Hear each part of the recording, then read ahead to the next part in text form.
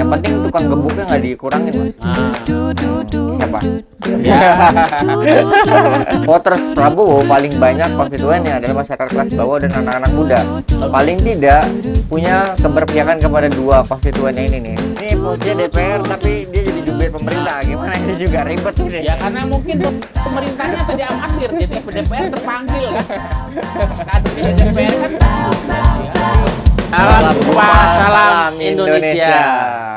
Jumpa lagi bersama kami Ari dan Firdika. Udah lama kita nih di Syndicate Talk. Yo, Sudah lama kita ya. Sudah lama sekali. Kayaknya bukan lagi berapa purnama, sudah berapa. Udah beda tahun soalnya.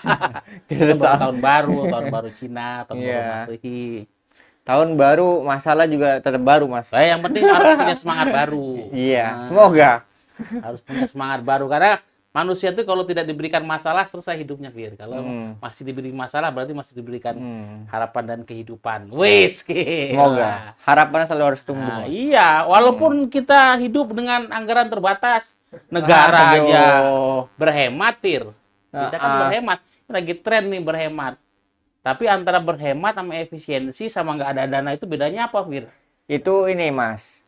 Kalau novelnya siapa? George Orwell itu double speak. Ngomongnya punya dua kalimat, dua arti. Padahal artinya nggak ada uang. Nggak ada uang ya. Efisiensi, penghematan. Nggak ada uang. Jadi ini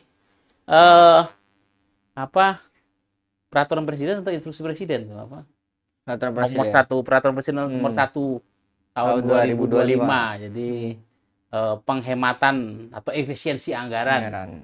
306,69 triliun. Jadi angkanya 306. Wah, itu 306 tuh kalau dari APBN tuh kita dari sekitar 3.000-an ya.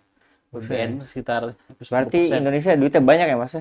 Punya 306 triliun. Itu dihemat. Yang dihemat segitu. Ya, yang dipangkas. Itu dihemat. Tapi kan bahasanya kan ini lagi rame perbincangan soal efisiensi, penghematan anggaran. Itu sampai hari ini beberapa hari ini kan muncul tagar kabur aja dulu. Itu Firdi, iya nih?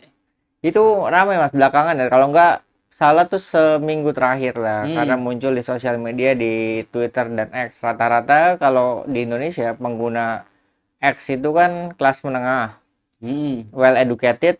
Nah, makanya mereka kelompok kritis lah ya. Ya, mereka bisa dengan berisik dan juga nggak tahu ya. Ini aku ngelihatnya bukan juga cuma kritis, tapi lebih ngelihatnya ke frustrasi terhadap pemerintah, terhadap negara yang. Kalau frustasi sesuatu yang mungkin ya berarti ada jadi merasa bagian dari pemerintah frustasi ya. Tapi kalau sinis bisa juga. Frustasi apa sinis?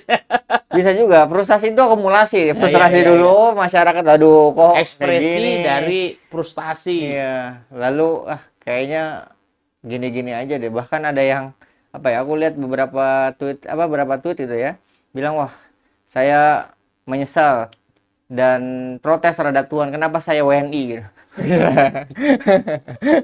Lihat ada ini. Bahkan ada liputan kalau nggak salah satu media gitu, media internasional yang di Indonesia, di salah satu kutipan wawancaranya, saya tidak ingin mati sebagai WNI. Akibat dari frustasi dan juga sinis terhadap apa yang terjadi di negara kita dalam beberapa bulan terakhir ini, Mas. Ya kalau soal krisis kan krisis keuangan, penghematan itu saya pikir bukan hanya terjadi di era sekarang, presiden baru atau era pemerintahannya Prabowo Gibran. Di era Pak Jokowi kita juga ada era di mana penghematan anggaran, bahkan di awal-awal pemerintahan. Zaman presiden sebelumnya bahkan ketika di awal reformasi itu justru real kondisi ekonomi sangat buruk. Bahkan krisis moneter terjadi ini walaupun tuh efeknya kawasan terjadi krisis secara global. Ya, secara global. Tapi kita rupiah bergeser. Nah, hari ini kan sebenarnya kita mengalami banyak krisis atau kondisi. Nah, hari ini lebih kenapa ya masyarakat kita memaknai dengan ekspresi tadi frustasi dan sebenarnya yang harus berhemat kan pemerintah, negara. Memang kita ada persoalan fiskal ya, harus berhemat, ada defisit segala macam. Tetapi ini persoalan negara, kenapa kemudian apa namanya? Kalau krisis moneter dulu semua apa yang nyimpan apa persoalan nilai tukar rupiah segala macam, terjadi krisis di mana-mana, kita kehilangan pekerjaan, apa kebangkrutan massal di mana-mana. Tapi sekarang ya sebenarnya ketika era Pak SBY juga ada persoalan krisis, ada apa? Nah, hari ini ya apakah sebuah krisis ataukah sebenarnya ada sebuah tata kelola fiskal saja yang terjadi atau gimana? Kalau saya ngeliatnya, kalau komparasi tahun ya Mas, jelas di zaman reformasi dan SBY belum ada sosial media. Masyarakat kita tidak tahu nih keluhan masyarakat saat itu seperti apa, dan di saat itu juga yang kedua, kelas menengah kita belum tumbuh. Nah, sekarang kelas menengah tumbuh, sudah ada sosial media, dia bisa protes berisik kalau sesuatu yang kemudian dirasa merugikan dirinya. Misal dalam konteks, kalau saya lagi berburu sekolah nih Mas, dalam konteks itu misal ada di anggaran Saintek, itu Kementerian Saintek, yang dana beasiswa pendidikan Indonesia itu dipotong sekitar 190 miliar. Dari 190 miliar terus dipotong 10%, sorry. Jadi kurang lebih 19 sampai 20 miliar yang dipotong.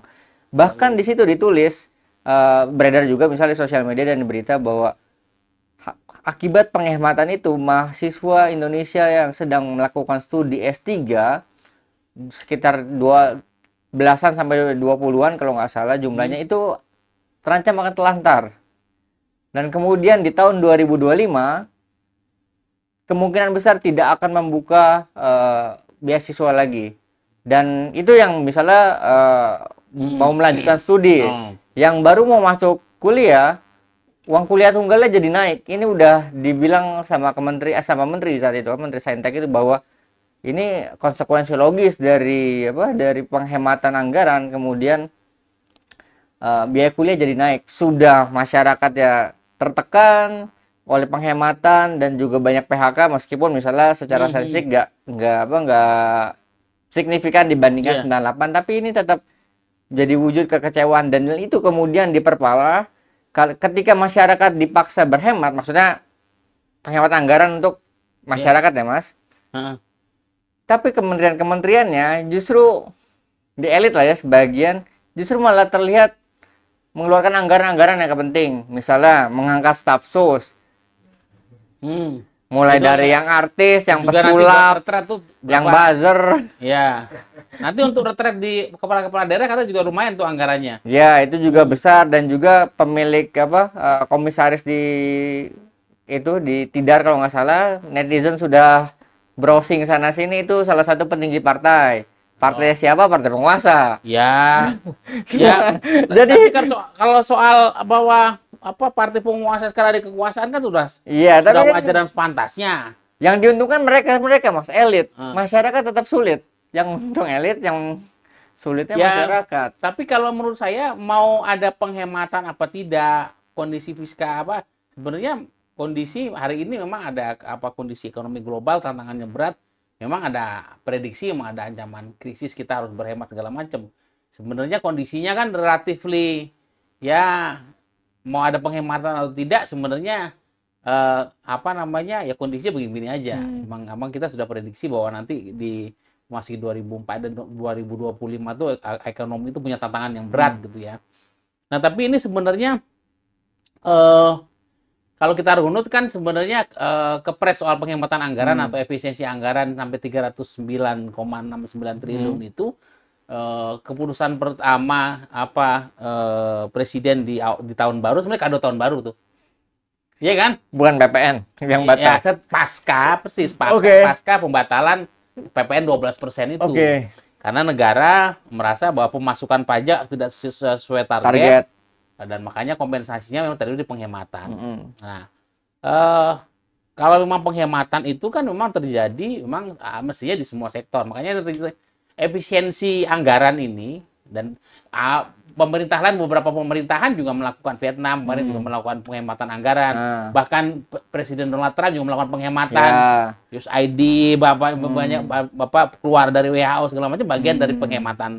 Sebenarnya bagian dari penghematan anggaran. Nah, tapi dalam kasus ini karena kita ada apa namanya ruang fiskal yang sempit itu lebih pada memang kalau menghemat ya kita wajar kalau dalam ekonomi rumah tangga ya karena memang terjadi penurunan penghasilan segala macam, kita berhemat itu sebuah kesadaran memang kita wajib berhemat mengencangkan ikat pinggang. Ya.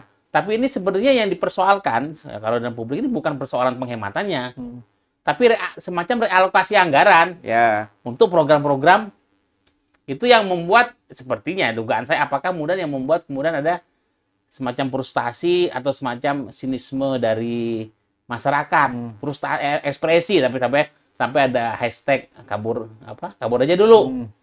Kabur aja dulu. Tapi kan juga itu ya itu ekspresi juga tidak menyelesaikan masalah menurut saya. Makanya sampai beberapa kementerian kan hari ini kan beberapa reaksi misalnya akan ada PHK beberapa lembaga misalnya penyiaran segala macam tapi walaupun nggak jadi. Jadi orang melihat bahwa ketika penghematan ini ya sebenarnya apa kemudian ada alokasi anggaran untuk program prioritas. Apa yang prioritas itu, Mas?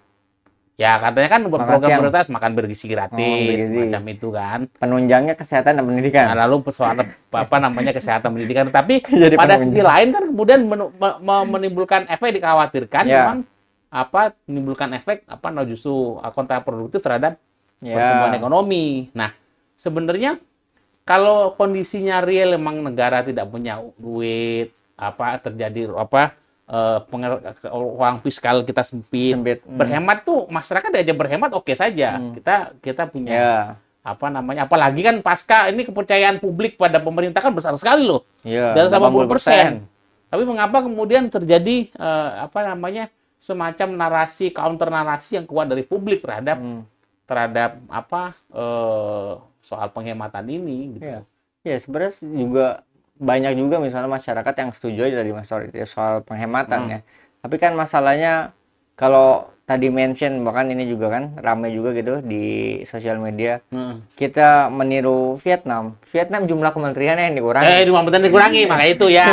Kalau kita justru kementeriannya ditambah. Terus tapi akhirnya kementerian malah nggak jalan. Trump ada siapa Dodge yang Elon Musk. Ya jelas tapi dia terbuka gitu, akuntabilitas terbuka, transparan bahwa program ini kementerian misalnya USAID dipotong, tidak ada, nanti dialokasikan ini. Kita kan nggak ada, Mas, nggak terbuka. Publik yang kelas menengah juga menurut itu. Oke, aku berangkat dari itu. Jangan-jangan sebenarnya proses kebijakannya yang memang kemudian akuntabilitas proses kebijakannya yang kemudian menjadi pertanyaan publik. Tidak ada keterbukaan transparansi. Jadi memang kabarnya bahkan kemarin di beberapa media bahkan Menteri Keuangan kan tidak diajak bicara untuk soal penghematan ini katanya atau gimana makanya terus kemarin kabarnya Dirjen Anggaran juga dikena kasus ada desas khusus ya walaupun tidak kemudian lalu beberapa hal yang memang hari ini kan sebenarnya katanya juga sedang ada penghitungan ulang. Jadi akan lagi proses ada direstrukturisasi bagaimana penghitungan kemarin yang 306 triliun. Misalnya mungkin ada beberapa kementerian yang mungkin akan direvisi atau seperti apa. Tetapi jangan-jangan sebenarnya bukan soal penghematan. Toh itu kan dana bukan nggak ada. Kalau misalnya gini, dana ada. Kalau penghematan itu kan karena kita sebenarnya butuh 3.000 ya, 3.000 triliun untuk APBN. Tapi kita nggak ada karena defisit, maka kita berhemat. Kemudian semua pos-pos tuh dihemat supaya memperkecil defisit. Defisit fiskalnya. Kalau defisit fiskalnya besar berapa misalnya sampai 30-an atau berapa di atas 10% gitu. Itu tuh dikecilkan karena kita berhemat, jangan sampai kemudian defisitnya melebar. Kalau ini kan nggak, dari anggaran sudah dibikin kemudian diambil untuk yang lain. Nah, kemudian dialokasikan.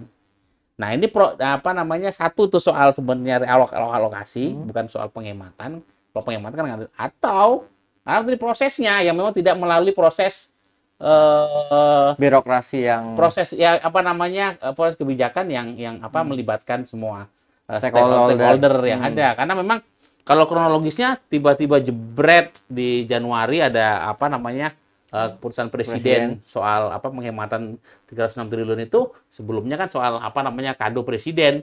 Jadi kado presiden berturut-turut itu dua. Satu, berita gembiranya adalah apa namanya PPN 12% dibatalkan. Apa namanya kabar baiknya, kabar buruknya kemudian yang kemudian menjadi kabar buruk ya, kemudian menjadi apa namanya penghematan anggaran. Nah, hari ini kan terjadi apa dispute kuat di publik, bahkan beberapa kementerian sudah melakukan rasionalisasi. Hari ini Badan Kepegawaian Negara sudah mengatur siapa regulasi bahwa PNS itu, ASN, pegawai aparatur sipil negara itu dari 5 hari kerja seminggu itu 3 hari WFO, 2 hari WFA. Bukan WFH ya, WFA. Work from anywhere. Jadi work jadi mana saja. Apa namanya? Work from office 3 hari, work from anywhere 2 hari. Nah, ini kan responnya itu terlalu berlebihan gitu. Karena prosesnya, tujuannya itu apa? Sampai ada kemudian tagar tadi. Ini kan seperti pemerintah kelihatan nggak kompak gitu loh. Satu nggak kompak dan amatir terlihatnya. Amatir Mas, salah satu kebijakan. Ini aja ada kemungkinan tadi Mas bilang kan kita sudah ada namanya pengaturannya, regulasinya untuk menghemat. Tapi kemudian ada tekanan dari masyarakat, protes segala macam sana sini, kemudian mau direstrukturisasi lagi. Ini artinya dia tidak matang. Makanya apa namanya yang kemudian pertanyaan kita kalau kita lihat nanti sebulan ke depan ini sebelum Lebaran ya, kita lihat kalau dia ada yang pertama dulu ada gembor-gembor mau PPN 12% Desember. Wah, pokoknya dipastikan PPN 12% berlaku per Januari. Akhirnya di malam tahun baru yaitu ya pokoknya sebelum tahun baru apa presiden mengumumkan pembatalan PPN 12%. Wah, happy. Karena PPN 12% akan mengganggu pertumbuhan ekonomi. Wah, bla bla bla bla, akhirnya dibatalkan. Lalu ini yang maksudnya yang mainstream kebijakan di publik ya.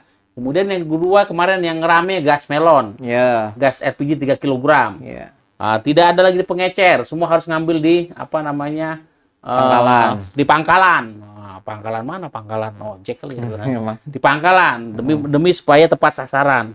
Blok, akhirnya presiden mengatakan ini bukan kebijakan presiden, orang presiden maksudnya, bukan kebijakan presiden. Ini itu akhirnya Menteri SDM Pak Bahlil mengatakan, oke, kita batalkan. Jadi ada sebuah regulasi dibatalkan karena respon publik yang kuat. Sudah dua ya, yang pertama soal PPN 12%, lalu soal distribusi gas melon. Yang ketiga ini ancam nih. Ini kalau resistensi publik, penolakan publik kuat, kira-kira menurut Firdi, ini kita memprediksi ya, apakah akan terus berlanjut nih penghematan bahwa 306 triliun itu, nanti ada perubahan. Karena resistensinya menurut saya sampai ada keluar istilah presiden sendiri mengatakan Pak Presiden Prabowo ada pihak yang melawan saya soal penghematan anggaran.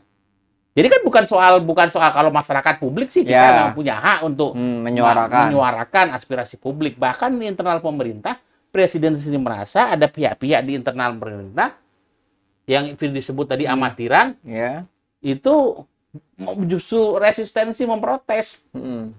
Nah ini kan dari dua presiden ini kan ada resistensi publik, PPN, lalu gas melon. Nah ini potensi soal penghematan efisiensi anggaran ini kira-kira akan direvisi nggak? Karena aku jalan terus. Menurutku sih harusnya ada sih Mas. Beberapa pos yang memang harusnya ada. Tapi kira-kira kejadian itu gimana?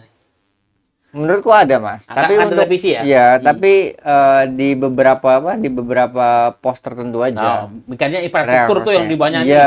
Bahkan menterinya sendiri ini kita nggak ada progres ini gimana mau bangun nggak ada dana. Kita misalnya sebagai peneliti ya BRIN lah. 2 triliun dihilangkan dana risetnya. Itu lembaga riset kalau nggak ada uang riset berarti bukan hanya para sindiket yang wah kita pengurangan. Kalau kita bukan pengurangan dana ini, sumber dananya udah aduh. Jadi emang ini ya publik melihat hal kayak gitu Mas. Misal apa yang Prabowo kan bilang untuk ketahanan ketahanan pemerintahan itu, keamanan segala macam itu tidak dikurangi posnya. Ya, Tapi ya. misalnya BMKG itu kurang genting apa Mas? Soal kita mendeteksi bencana tsunami, gempa bumi, gunung meletus. Kalau ini tidak diproteksi, tidak dijalankan dengan baik, ini kan mengancam masyarakat juga. Ya nanti bukan hanya ramalan cuaca nanti. Iya. Ya pokoknya bukan ramalan Iya. cuaca, ratapan cuaca. Iya. Iya, jadi kan kalau istilahnya ya pemerintah Ya. ingin memotong lemak bukan ototnya, ini harusnya benar-benar tepat sasaran. Mana lemak-lemak Tapi kalau yang lihat lemak otot. jangan lihat gua. Nah, Lemaknya terus lihat banyak. siapa kan di sini kita bergamat. Ah, Iya, ya kalau ototnya Iya. yang kena potong kayak misalnya brain atau apa ya selesai lembaga itu.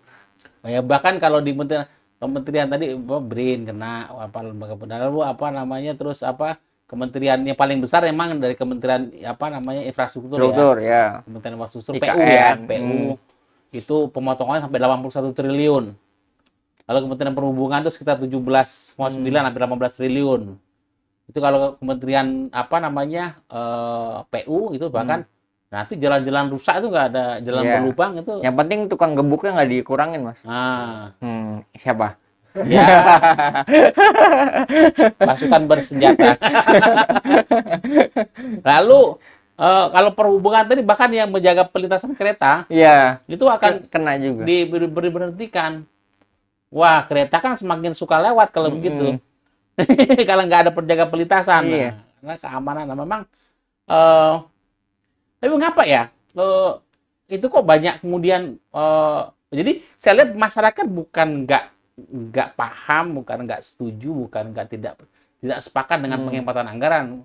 Saya pikir masyarakat punya kedewasaan politik bahwa kita yang perlu melakukan penghematan anggaran, realokasi anggaran untuk politik program anggaran prioritas. Mas ya. Dalam politik anggaran mestinya soal ini masyarakat bisa sepakat sepaham. Karena memang apalagi tingkat kepuasan publik yang tinggi gitu loh. Makanya ini kan terjadi penolakan jangan lebih pada apa Prioritas. skala hitung-hitungannya yang ngawur. Ya. Hitung-hitungan apa penghematan atau realokasi anggaran yang mungkin apa namanya tidak tepat dan prosesnya. Ya. Karena penolakannya kan bukan hanya di publik, bahkan dari internal pemerintah sendiri. Bahkan memunculkan raja kecil. Siapa raja kecil? Yang kecil-kecil lah pokoknya. Berarti kalau raja kecil, Fir, berarti ada raja besar. Bowo. Ya kan begitu. Ya, jadi dia masih menganggap dirinya raja, padahal republik ini. nah makanya kita bertanya-tanya ini kan kalau ada sampai kata-kata kabar yang dan ini kan dalam narasi ini kan bahkan Kementerian Keuangan nggak ada apa komunikasi publiknya kan buruk. Kalaupun memang kan bagian dari ini menjelaskan bagaimana realokasi anggaran. Dulu ketika misalnya, Fir, realokasi anggaran terdekat itu ketika realokasi anggaran ketika COVID-19. Itu kan menjadi pemangkasan, tetapi publik bahasanya realokasi anggaran untuk sektor kesehatan, vaksin segala macam publik mendukung gitu. Iya, karena itu prioritasnya jelas. Iya, jelas. Berpihakannya juga jelas. Pada karena kondisi genting, kondisi darurat gitu ya. Nah, hari ini ya mungkin ya kondisi negara tapi kalau menurut saya ya kita diskusi lebih pada proses, cara dan prosedurnya apa namanya tidak terbuka, tidak transparan dan kemudian proses dan caranya dan kedua soal apa hitung-hitungannya yang mungkin meleset. Makanya tidak terbayang ketika kementerian-kementerian dan lembaga yang penting seperti infrastruktur itu dan kemudian itu bisa apa namanya dipotong sektor-sektor pelayanan publik. Nah, tetapi pada saat yang sama ketika kemarin kan ada apa pemeriksaan kesehatan gratis hari ulang tahun itu kan ya mungkin alokasi pada Kementerian Kesehatan termasuk yang dihitung yang dikenakan ini dan tadi soal apa namanya pemerintahan atau kabinet dan pemerintahan yang kesan amatiran. Tapi makanya jangan-jangan karena proses realokasi atau proses efisiensi atau penghematan anggaran yang amatiran, caranya, proses, hitung-hitungan yang amatiran, ini yang menjadi penyebab bukan soal efisiensinya gitu. Ya, efisiensi oke. Asal tepat sasaran dan jelas. Ya, dan hitung-hitungannya kan masa ada kementerian-kementerian yang justru dalam pelayanan publik, yang mau infrastruktur inti. Ya. Kalau Widing nanti gimana? Sarannya gimana? Apakah oke, nanti mungkin akan ada revisi ya. Tapi jelas menggerus kepercayaan publik. Pasti. Kalau hari ini dilakukan survei berapa, Fir? Kan 50, Mas. Jauh banget, berapa 50? Ya. Ya ini kan. Tergantung sampelnya. Ya, itu baru mau dibilang. Kalau respondennya kelas menengah tadi ya, anak-anak Jakarta gitu. Iya. Menurutku pasti turun, Mas. Ya mungkin 60-70 lah. Masih di sana sekitaran sana. Kenapa? Karena ya mau nggak mau kan satu sisi Prabowo butuh gitu untuk membiayai janji kampanyenya yang menjadi prioritas, makan bergizi gratis gitu kan. Tapi satu sisi bagaimana caranya untuk menambal itu semua, dan publik maunya sih ya ini harapan publik ya. Sektor-sektor penting itu yang pendidikan, kesehatan itu jangan sampai dipotong. Kenapa? Karena itu menyangkut hajat hidup orang banyak dan juga dalam konteks mencerdaskan kehidupan bangsa. Kalau ini yang dipotong, ya udah manusia, indeks pembangunan manusia Indonesia dan ya Indonesia emas kita mau gimana? Makanya, publik, masyarakat kita sudah terbiasa dengan penghematan anggaran, efisiensi anggaran, relokasi anggaran bisa paham kok. Kita sudah beberapa kali mengalami. Nah, makanya ini kenapa ekspresi opini dan respon publik dan mungkin pemerintah sendiri negatif itu loh. Itu yang menjadi pertanyaan, apakah secara ekstrim misalnya emang negara sudah bangkrut, nggak punya duit gitu loh, yang kita di awal tadi. Ya satu sih bisa juga seperti itu, Mas, tapi aku ngeliatnya gini, sebagai civil society ya ini memang diperlukan dari masyarakat berisik. Karena kita nggak punya kekuatan lagi di DPR misalnya. Partai-partai kecenderungannya dengan pemerintah, walaupun ada satu partai yang masih menganggap dirinya oposisi gitu ya, tapi juga tidak selalu bisa diandalkan. Nah, ini apalagi yang bisa dilakukan oleh masyarakat sipil selain berisik dan mengorganisasikan diri. Jangan salah, partai yang Anda maksud itu mendukung loh. Nah, kan aku bilang mendukung kebijakan efisiensi anggaran. Makanya PD Perjuangan maksud lo kan? Ya. Satu partai ya, 3 partai sebenarnya yang di luar pemerintahan. PD Perjuangan, Nasdem, dan PKS. Ya, tapi kan gitu. Intinya mereka akan selesai partai-partai ini elit-elit. Kalau dari serma-serma mereka mendukung. Mendukung kebijakan pemerintah Pak Prabowo Gibran untuk melakukan efisiensi anggaran gitu loh. Bahasa politiknya. Tetapi kalau saya tanya ke Firdy, apa yang perlu dilakukan Presiden dalam 100 hari kedua ke depannya pasca? Kan pasca 100 hari pertama, ini kan ujian terberat 100 hari kedua ini adalah bagaimana merespon mitigasi kebijakan soal batalnya PP 12% untuk bagaimana menarik pajak. Belum lagi persoalan Cortex aplikasi buat pajak itu yang kemarin ini juga berapa triliun. Persoalan gas, energi. Nah, sekarang lagi juga di soal bagaimana distribusi BBM bersubsidi segala macam. Nah, lalu kesannya bahwa tidak ada koordinasi antar pemerintah di kabinet. Nah, tadi kesannya amatiran tadi. Kalau kita diskusikan, apa yang bisa kita sarankan ke pemerintah supaya ini pemerintah ini harus profesional. Ya. Harus apakah perlu reshuffle atau apa yang perlu disarankan untuk memperbaiki ke depan bahwa ujian 100 hari kedua Jokowi lagi.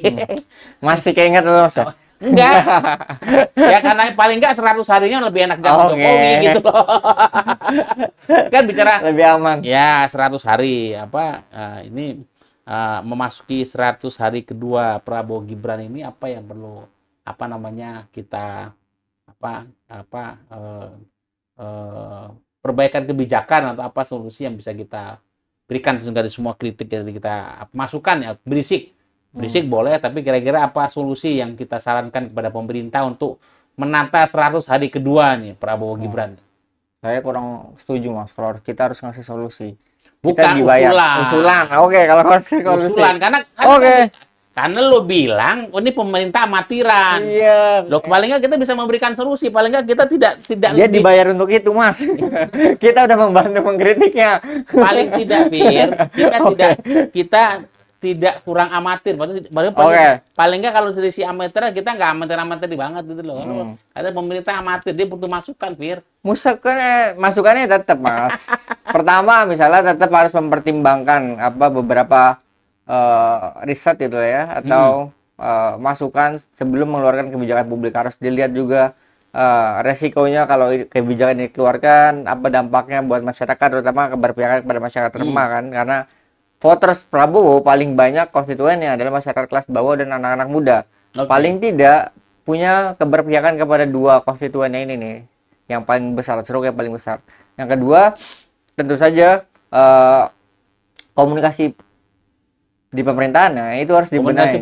Komunikasi publiknya kayak tadi kan yang gas melon gitu ya, Mas ya. Bilang ini dari presiden pertama, misalnya Bahlil, kemudian juga dari kantor staf presiden misalnya Hasan Aspi juga bilang gitu, tapi kemudian direvisi oleh Dasko. Ini posisinya DPR tapi dia jadi jubir pemerintah. Gimana ini juga ribet ini. Ya karena mungkin pemerintahnya tadi amatir, jadi DPR terpanggil kan. Kadernya di DPR kan bagus berarti kan. Mengisi celah kekurangan, kekosongan. Kan? Ya, karena kita aja, Pak. Amatir, nah, pemerintahan kabinet amatir, maka anggota DPR sebagai kader partai kan terpanggil untuk mengisi kekosongan. Baik-baik aja loh, Fir. Kan kalau perlu memang walaupun tidak menyelesaikan masalah ya, Mas. Tentu reshuffle menurutku perlu, itu di tahap akhir lah. Ya, reshuffle ya. Reshuffle jadi beberapa 100 hari kedua ini harusnya berani lah, nggak usah. Kalau diskursus publik kan menganggap bahwa Prabowo masih terbebani oleh orang-orang titipannya presiden sebelumnya gitu ya, Mulyono itu. Nah ya kalau memang tidak sejalan, orang-orang ini tidak sejalan atau bahkan merugikan masyarakat, kata Prabowo, ya saya harus pecat, ya pecat. Itu aja. Ya. Dia harus berani melakukan reshuffle secara radikal. Ya radikal, dan ya memang harus ada lihat juga tolok ukur kerjanya seperti apa gitu, Mas.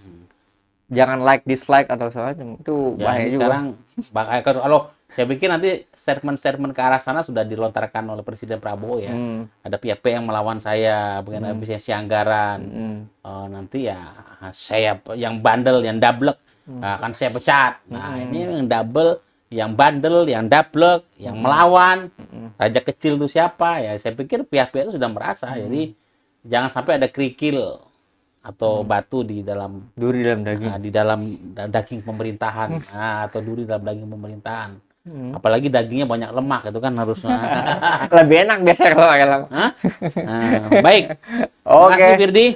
Terima kasih. Terima kasih teman-teman semua, ini obrolan kita menyikapi atau merespon dari efisiensi anggaran pemerintah sehingga sampai muncul hashtag di media sosial kabur aja. Kabur aja dulu. Kalau kita jangan kabur deh. Kita yakin bagaimana Indonesia ke depan lebih baik. Siapa yang memperbaiki negeri kita kalau kita bukan kita sendiri yang siapa lagi? Siapa lagi? Kalau bukan kita, siapa lagi? Kalau bukan sekarang, kapan lagi? Itu kata siapa tuh? Nggak tahu.